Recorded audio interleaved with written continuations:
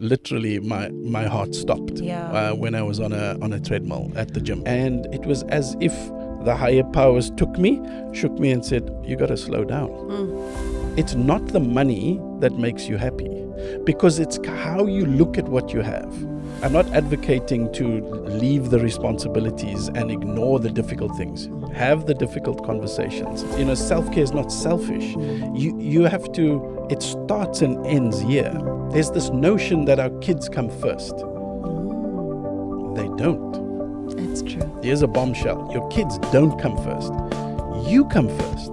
But I do think that there are certain things in our life that fall in the red that we don't need to do, and certain people, and that's the difficult one, certain people we need to cut out of our lives. I'm so in love with that, because the whole purpose of these podcast episodes is trying to get people to control their narrative and their journey and alter their perspective and redefine what success means to them. What if the day you thought your life was falling apart was actually the day that everything was working together for your good? Welcome to Control Alt and Succeed, a Mill Park Education original where we sit down with extraordinary individuals who have learned to take control of their journey, press out on their perspectives, and redefine what success really means. Control Alt Succeed. Control Alt Succeed is proudly brought to you by Mill Park Education, redefining what online learning sounds like. Visit millpark.ac.za for more information. My guest today is a global business leader with 28 years of corporate and entrepreneurial experience, specializing in business growth and leadership development. Oh my goodness. He is a senior lecturer and an MBA convener at Mill Park Business School, and also consults through Okondla Consulting while supporting executive education in Africa. He is known for innovative problem solving and mentoring young leaders. He holds an MBA from Stellenbosch Business School and a certificate from Stanford University. Seraj Toefy, thank you so much for joining me. Thank you. Lovely to be here. Yeah, such a pleasure. You have a very interesting profile, and we could talk about so many things, but I want to specifically focus on a keynote that you did that I had the privilege of listening to. You described to us a day that essentially changed everything for you.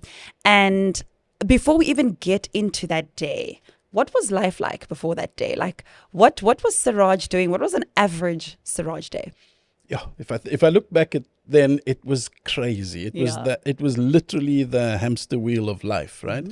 At the time, I was running 3 businesses, and I also lectured on the side. I have 3 kids. And there's a small story that kind of makes me sad. Even every time I say it, it gives me goosebumps. But I was working with a London-based startup. And so I was online working from home. And my son was about 8 at the time. And he came back from school, and he came to me, and I was kind of focused on the screen as you are, and the kids are behind the screen trying to get your attention.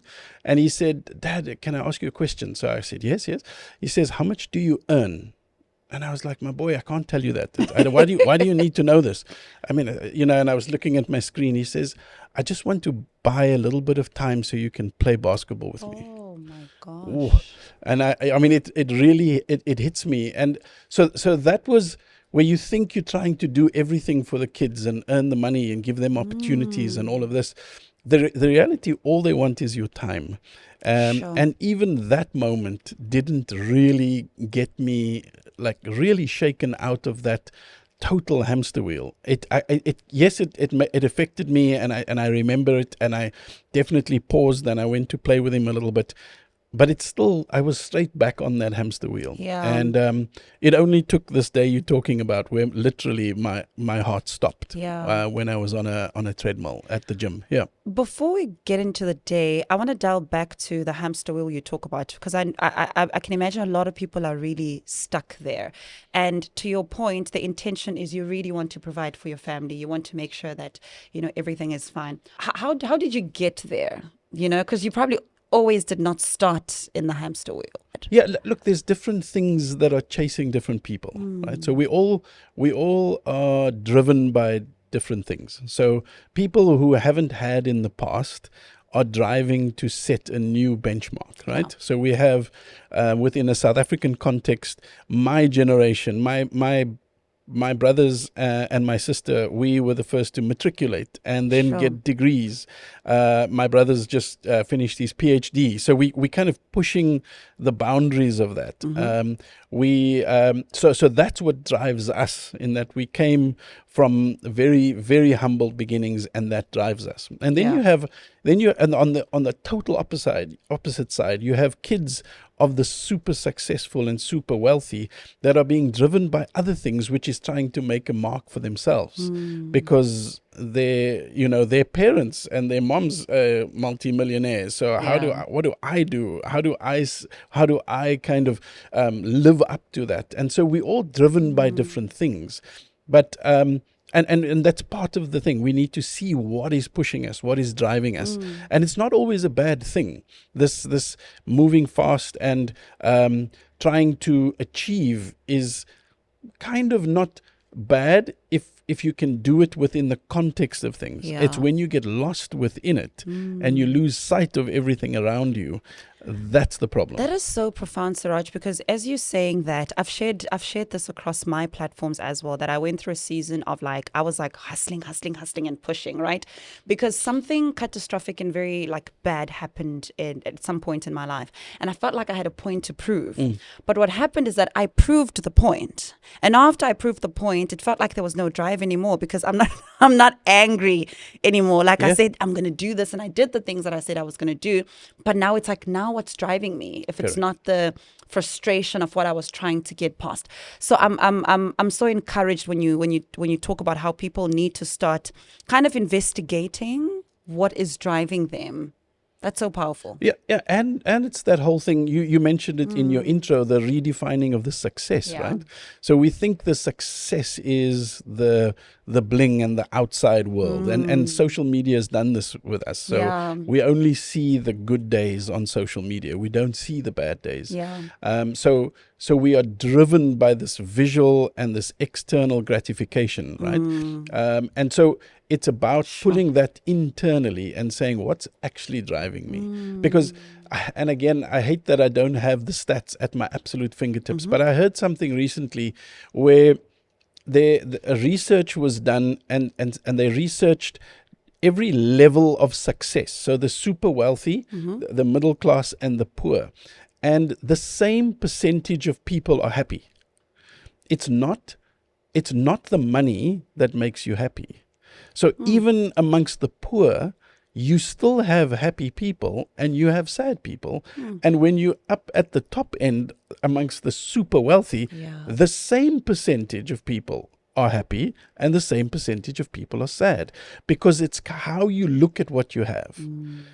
I mean, I have my uncle has passed, but he lived in Mitchell's Plain. He had I think he went to school till he was grade 6 or something, and he worked hard, and it was humble, but he was the happiest guy. He was happy, and I look at that and I just go, I also know some friends living in Bishop's Court who are desperately unhappy with their plight. So it really is how you look at what you have, and it's about finding that happiness, because every level, the money is not going to do it for you. Yeah. I am so in love with that, because the whole purpose of these podcast episodes is trying to get people to control their narrative and their journey and alter their perspective and redefine what success means to them. There are shocking stats around businesses, particularly in South Africa, but I think globally at large, where about over 70% of businesses do not make it within the first 5 years. And that's where the hustle hard and the hustle culture really steps in, because there's this idea that we need to make it, especially at the infancy of somebody starting a business. I want to hear about this day where your heart stopped. Take me through from the morning when you woke up. What happened? So it was a very stressful time, and I had, like I said, I had three businesses. I was consulting to a startup in London where I was offered shares, and it was my dream. I've always wanted to work in London, and it was I came in at about maybe 3 or 4 in the organization. We had grown it, and then for some reason, everything got pulled out from under me, and my revenue, my income had dropped by 90%. Sure. Overnight. It just went, sorry, this is not happening anymore. Lots of confusion, a lot of self-doubt, all of these things. And I'm not a huge gymmer, but I go kind of regularly. But I went to the gym literally to go and figure out, what am I going to do? Because 90% of my revenue has just disappeared, right? And I was on the treadmill, and it had happened a couple of times in the past where I fainted, and we just thought that the doctors could never figure out what it is, and so they've put a little piece of machinery in my chest called a loop recorder that's like an ECG that tracks your heartbeat 24 hours a day. Could connect to Bluetooth. It's quite lekker, actually. So you get, so when I fainted on the treadmill, and no, I didn't get like spat out the back. It was just. I was going to ask, how exactly did it happen? No, I was kind of running, not even that fast, and as I stopped, I stopped. I just felt it. I just fainted. Like it just, everything kind of just disappears, and you just kind of crumple in a ball. And then thankfully I woke up just as the guys were standing there with like the defibs about to like shock me back alive, right? And then when I went to see the doctor and we checked the loop recorder, you could just see the heartbeat go and then just completely flatline. Beep. One of the scariest things I've ever seen, but never something you want when you're lying on a hospital bed all plugged up and they're checking this thing and the person looking at the monitor goes, I was like, you shouldn't make those kind of sounds when your patient is here. And she just went, no, this is not good. Your heart, like literally, I flatlined. And that's why I was fainting. My heart was stopping, and then there's no blood to the brain, and you just faint. And I'm one of the lucky ones, right? You get those stories, and even I've got a couple of my friends that someone phones you and says, hey, do you know Gary died on the golf course? What? He was 41. I was 50 at the time. It was literally, I turned 50 and I had embraced it. This is all happening, It was all, for me, it was the year to kind of, the decade to really make it. Yeah. And it was as if the higher powers shook me and said, you got to slow down. Yeah. Sure. So you make it out of that incident. When is the moment when you actually realize that the hustle hard culture has to stop? So it took quite a while, and I knew something had to happen. I didn't know what the reboot was, and my reboot was a 3-week stint on an island called Lombok in Indonesia. And I got myself a chalet and I meditated and I found myself and I prayed and I exercised and I did things that made me happy and I slowed down. And that's and I literally, because I knew I had to slow down, but I didn't know how to. And that's where I kind of just looked at all of this and started figuring out these 7 steps, which aren't, none of them in their own right is rocket science. But it's kind of putting it all together that needs to be done to be able to manage the hectic lifestyle that we are in at the moment. Because I think we are all feeling it, whether you run a business, whether you run 2 businesses, whether you are a stay-at-home mom, which, by the way, is probably, you're a mom. Yeah. It's probably one of the toughest jobs in itself, right? Yeah. So, but we all operating at way more than almost 100% all the time. And we think that our gadgets and our tools are there to make us more efficient, but it's actually it's making us more distracted, and it's pulling us into things that are not the right focus areas. Seraj, you're getting into the 7 points, and I want to unpack each one of them. The first one that you talk about is to redefine success. And you speak about stepping away from the hustle and actually having almost like a new perspective around what success means to you. Let's get into that, because when we started earlier, and you also share part of your journey around the 3 businesses, I'm imagining part of the success is to make a certain amount of money that's going to make you more comfortable. So how do we then redefine success, but also still keep our goals in mind? And even opening it up to students who really just want to like ace it, then maybe get a side hustle or whatever the case is. But how do we redefine success? So by the way, pulling it back to the students, especially Milpark students, are also studying part-time, right? That's part of the hustle. I also did my MBA whilst I literally started my one of my businesses while doing an MBA. It was absolutely crazy. So we all driven by that. But you have to ask yourself, and sometimes it does take that moment where a tragedy happens for you to realize that it's not about the money. It's about what the money can afford you to do. Yeah. Right? So my businesses weren't multi-million rand massive businesses, but what it allowed me to do at the time, and what I leaned into was be able to have my own free time to be able to go and watch my kids play sport and my daughter do a dancing or singing recitals or whatever it is. So it's about choosing what actually matters and then allowing either the money or the freedom to allow you to do that, right? So because just like it's okay for billionaires to become philanthropists because they first like screwed everyone and hoarded all the money, and it's like, now that I have a couple of billion, now I can be a philanthropist. And I think one of the things is to not wait for that time to slow down, not wait for the time to invest, because we do that. We tend to say, I just need to finish my MBA. I just need to finish my studies, or when the kids are out of the house, then I'm going to be able to kick back.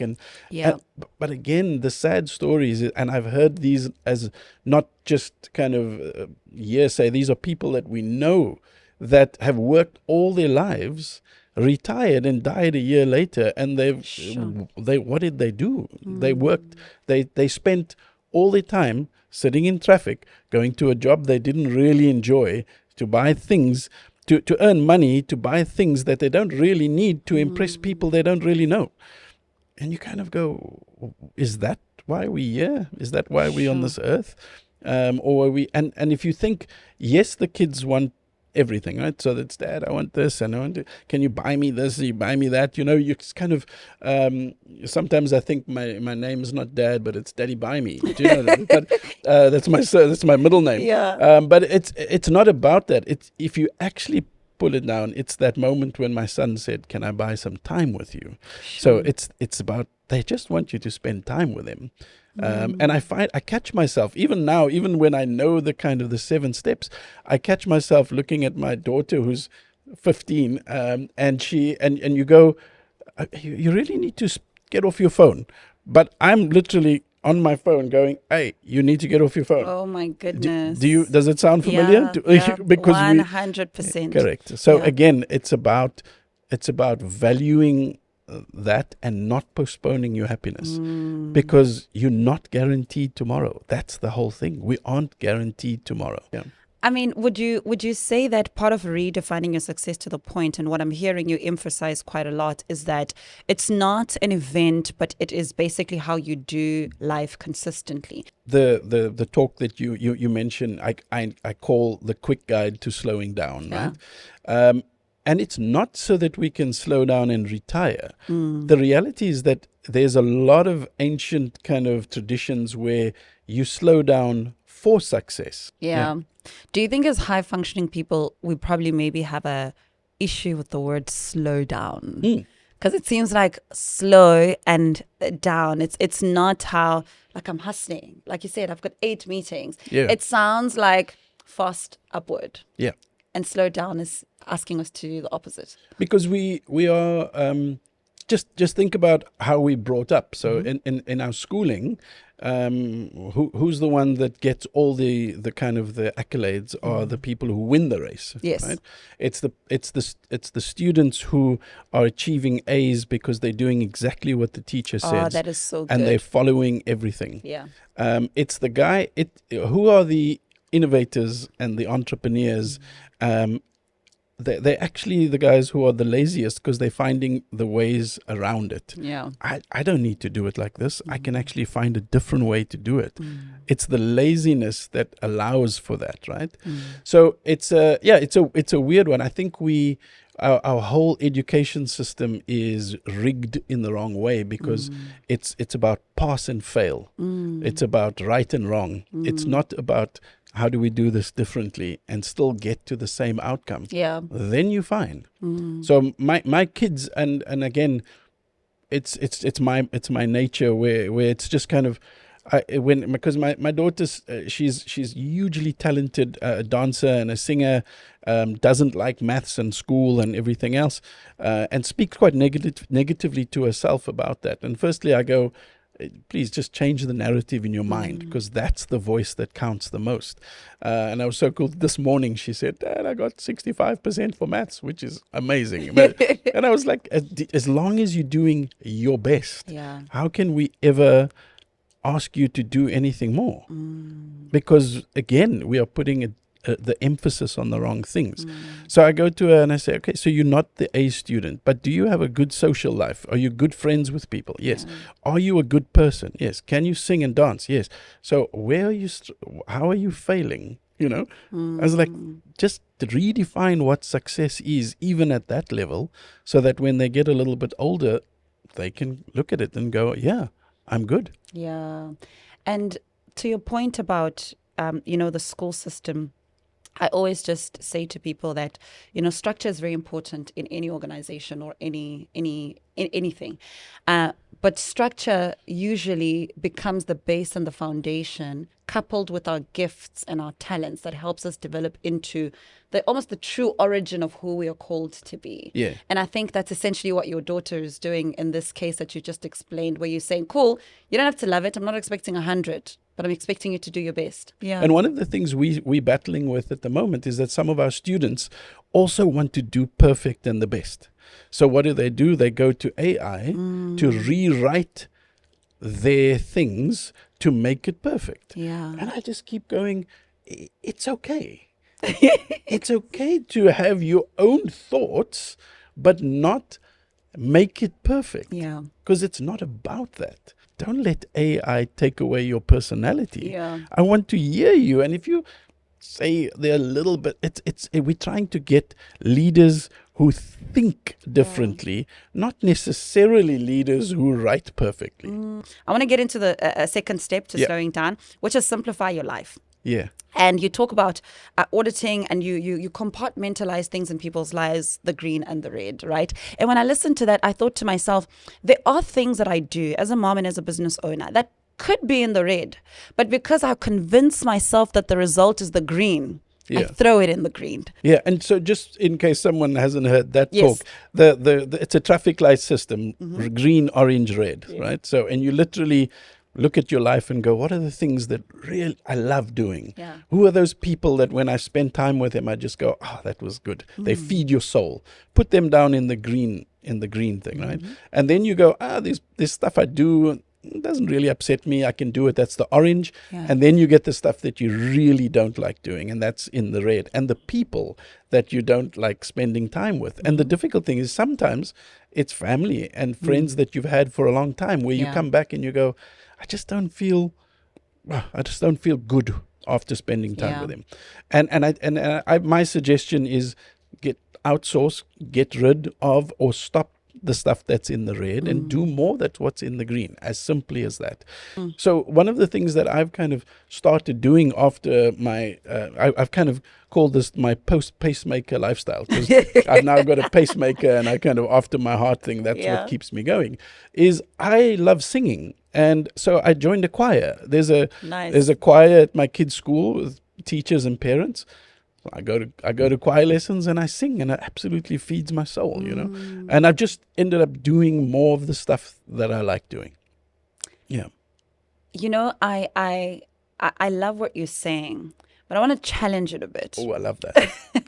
Because so and I say this, that's why I said that talk really spoke to me, because I'm a believer of do the hard things. Right? I'm a believer of like, eat the frog.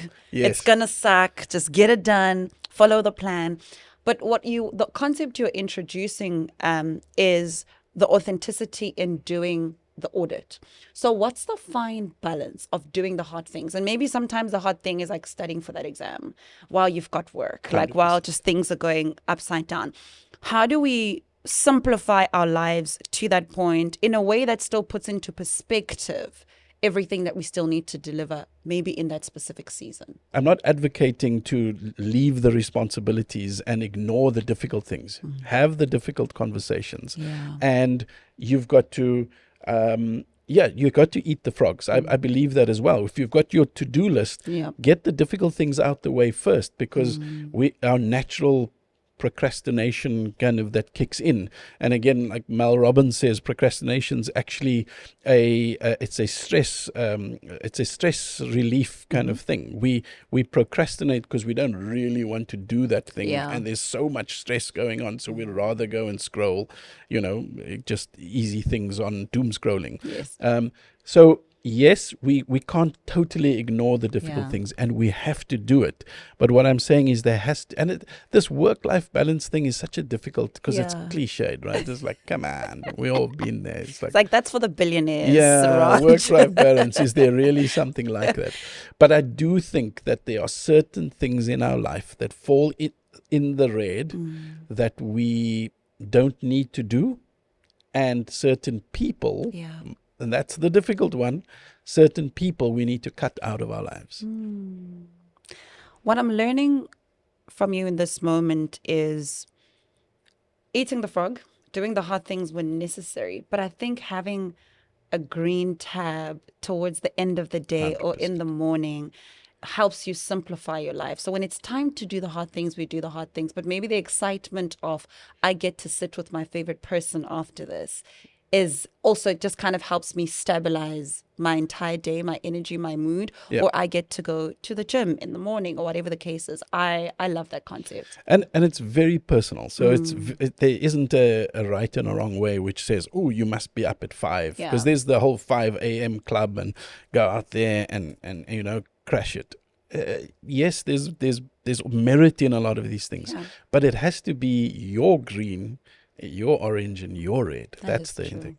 The intentionality behind that is important. And I actually want to encourage everybody that's listening and watching to this conversation right now that, give yourself the opportunity to actually sit and put all of these things into these 3 compartments, because I think it's so important. To your point, we have to audit. And when you do the audit, you're able to actually know what makes me happy, what's my green, and how can I fit it into my week, into my day, and into my month. Love that. I want to go to the 3rd one. Good. Self-care. This is my favorite. This is my favorite self-care because I'm very well aware that when you are in the hustle, self-care can be the last thing that you're thinking about. Like if there was a time in my life where I thought about going to get a massage for an hour, I thought, do you know what I can do in an hour? Excuse me? No. you know? Why is that important, and how do we fit it in? Have you heard the thing where they say you really should try and meditate for at least a half an hour a day? And if you can't fit it in, then you need to meditate for an hour, So it's kind of, you have to make the time for these things. Yeah. Because as I said in that talk, it's, self-care is not selfish. You have to, it starts and ends here. So one of the perfect examples is you're a mother, right? And parents have there's this notion that our kids come first. They don't. That's true. Here's a bombshell. Your kids don't come first. You come first. Because if you don't put yourself first, what do they get? They get the stressed out parent that is constantly like snapping at them because you haven't invested in yourself, and they get a worse version of you. And sometimes it is, hey, I'm going to take an hour, you're going to be bored, and I'm going to go out there and look after myself, because when I get back, I'm going to be a better version of myself for you.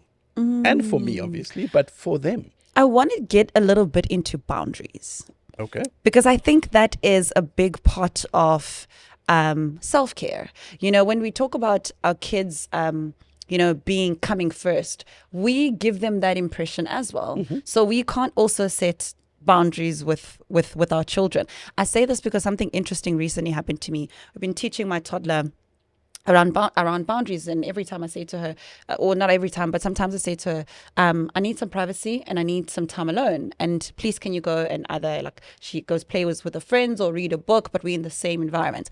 And now she does that to me. And I am not having a good time. Because, excuse me, I'm your mom. You don't want privacy from me. But how important is setting boundaries, especially when you are, let's say, you're currently studying, you're currently working, you've just enrolled into something, and you know that during this time I need to do this. But most importantly, maybe boundaries to look after yourself. Yeah. Without being guilty. Correct. And that's the thing, right? Yes. Because we're talking about our kids, but it's the same with our partners and our spouses. Because we have this feeling that, the worst thing is that there are two people, very interesting people, kind of lived their lives, then they met each other, and then they just become one boring person. Yeah. What you actually want is to remain the interesting people and then come back and touch base and find each other and spend those time together. But you are two interesting people with your own interests. So you have to set those boundaries. And that's where there's enough research and counselors that kind of tell you that, is that have your own lives and spend it. Don't sacrifice that, because because then you get regret and you get guilt, regret, and blame, which comes with it. And this is not now a marriage kind of counseling thing, but it's kind of that you get all of those things, is that, I've sacrificed what I want to do the thing that we should do.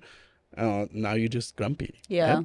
And just can I just say, go back to the meditation and the gym. Yes. So gym is not there for the body. Gym is there for the exercise and giving and oxygenating your brain. The body is a byproduct and a liquor bonus, right? The meditation, you said, to concentrate for that long. The interesting thing is that part of the meditation is to drift and then come back. It's the coming back to the focus is like flexing a muscle. So you can't, if you just hold a weight, the only time it's working is when you're pulling it towards you. I see. And the same thing with your concentration. When you're concentrating and something distracts you and you go, I need to concentrate again, that flex is where the work is happening. And so don't be too worried about it. Okay. But again, we overthink, I'm meant to be breathing and concentrating on my breath, but I'm thinking about what's for dinner. Yeah. Then we're going down a guilt spiral. This is not for me. And now you've wasted 15 of your 15 minutes thinking why I can't meditate. Yeah. So just be easy on yourself and allow yourself to be distracted and come back. So the fourth step to slowing down that you speak about, I think really goes hand in hand with the third one we just spoke about. And the fourth one is believe in a higher power. I thought that was so profound, because there are some people who see a part of meditation or prayer as a way of self-care and almost as an anchoring. Yeah. And I'm curious to know, is this something that you've always practiced throughout your life? And how has it kind of anchored you into the work that you do? So the interesting thing is, if you look at all major religions, they all have that moment of slowing down. Yes. All of them. So whether the monks are slowing down, whether it's Shabbat on a Friday night, whether it's Ramadan, whether it's Hinduism where you kind of meditate, they all have moments of slowing down, because there's that knowledge of that. Just as you slow down and spend time by yourself, you get this whole time of reflection. Why I really mean the higher power is, and maybe there's a quote by Imam Ghazali. He's a poet, and he said, and I'm paraphrasing here, but he said that 100% of what is meant for you will come to you, and 100% of what's meant to miss you will miss you. In other words, we're exactly where we are meant to be at this moment. At this very moment, I am meant to be right here. The biggest form of anxiety is thinking I should have been further ahead. I should have been doing something else. Yeah. And so that's my main point about the higher power, is that whatever you believe, it could be any of the religions, it could be no religion at all, it can just be the universe. You are exactly where you're meant to be, even though you can't understand it. Even though you thought that my buddy that was at school with me is now a multimillionaire and I'm not. Even though my brother has a PhD and I don't. It's exactly where I need to be right now. And as soon as you accept that, the anxiety levels just go, whew, it just falls away. It's amazing. It's that constant hanging on to, I should have done something else. I should be somewhere else. So besides the slowing down, and yes, the question is, yes, I am a practicing Muslim, and I have my own struggles with trying to do all my prayers on time, all the time. But it's not about that. It's about taking the moments that you can. It's about believing in the higher power of some sort, and that I'm exactly where I need to be. The fifth point is I think it's extremely tied to your personal story that you shared about your son walking into your room and asking you how much money you're making because he wants to pay you for your time. Yeah. And that was removing the roadblocks to slowing down. And part of what you talk about is putting the phone down. And I loved this. You say in this talk that creativity comes from a place of boredom and not activity. Oh man, that is powerful. That is the most important thing. And again, if we talk about kids or we talk about ourselves, we think we have to be occupied all the time. Sure. Just take the phone away from your kids. They'll moan so much. But a few minutes later, they're outside kicking a ball, playing with a dog, doing something, start drawing. But we think we need to be busy all the time. And this is the thing. And our phones are such a beautiful tool, aren't they? But what we're doing on them is the wrong thing. We are zombie scrolling. That's the problem. Yes, I'm not saying cut social media out of your life completely. I'm saying once you've caught up with your friends and everything, that's fine. Just don't go on scrolling for hours and hours, because you need to create time to slow down. That goes into your sixth step to slowing down, which is disrupt your life. Yeah. And you talk about changing the small things. And I'm also imagining part of the small things that you're talking about is small things like sleep. 100%. It's like eating well. Yeah. But it's even simpler than that. It's sitting on a different chair.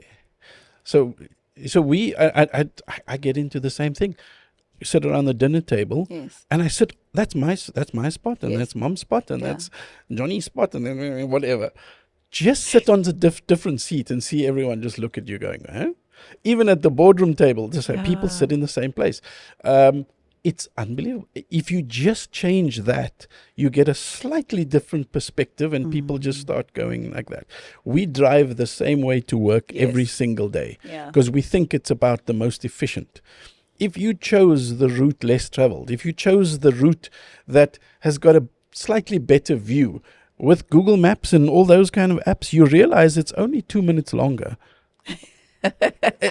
But I got to see the beautiful view. Yeah, just do something slightly differently, because all it's doing is it's taking our brains out of sleep mode. Because when you get home and you go, I don't remember driving home. That's because your brain went on sleep mode and it went the normal route. As soon as you go a different route, your brain is now and it's a little bit reactivated, and you might think differently.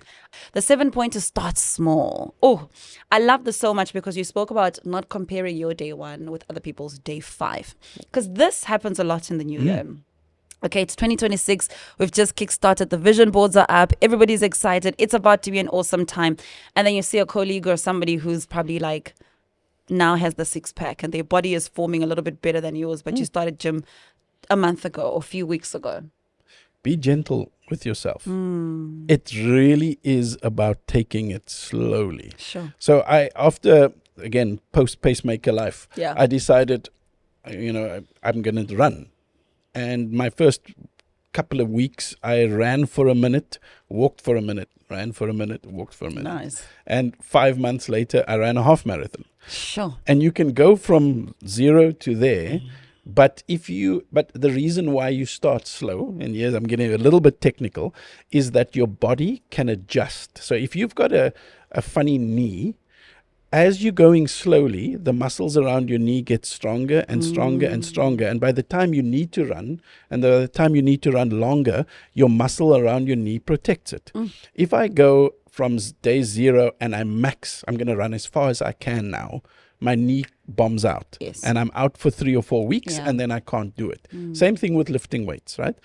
And I think the same thing with anything we're doing, any kind of work, anything kind of doing. Be gentle with yourself and start slowly, and don't beat yourself up. So, and if we take it back to the